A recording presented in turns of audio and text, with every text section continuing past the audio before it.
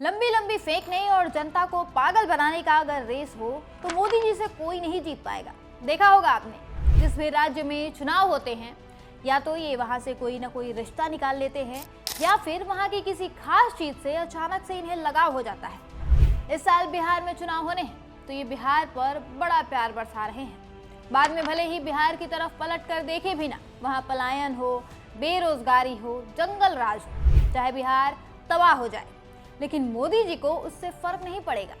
पर इस वक्त बिहार और बिहार की जनता इनके लिए बहुत जरूरी है, ऐसा ये दिखाने की कोशिश कर रहे हैं।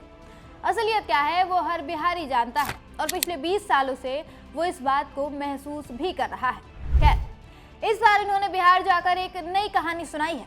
दरअसल कल विश्वगुरु चुनाव प्रचार के लिए बिहार पहुंचे थे, तो यहाँ इन्होंने बताया कि जब मैं विदेश में जाता हूँ तो दुनिया के बड़े बड़े नेताओं को भी डिब्बा भरकर मखाना देता हूँ और मैं गर्व से कहता हूँ कि ये मेरे बिहार के किसानों की कमाई है। ये तो हो गया दावा, अब आप मखाना किसानों की सच्चाई भी सुनिए।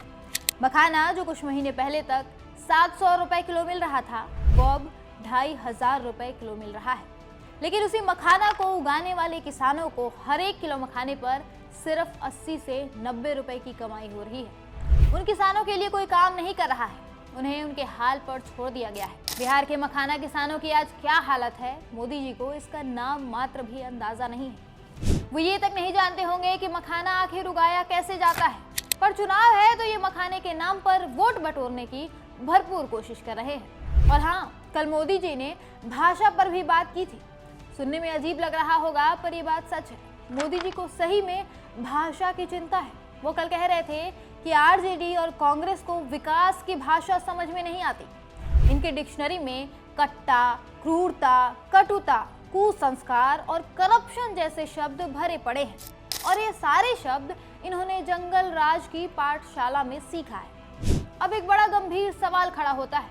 हमने मान लिया कि ये सारे शब्द जंगल राज की पाठशाला में सिखाए जाते हैं, फिर ये मटन, मछली, मंगलसूत्र, मुजरा, 50 करोड़ की गर्लफ्रेंड, कांग्रेस की विधवा, जर्सी गाय, इस तरह के शब्द कौन सी पाठशाला में सिखाए जाते हैं?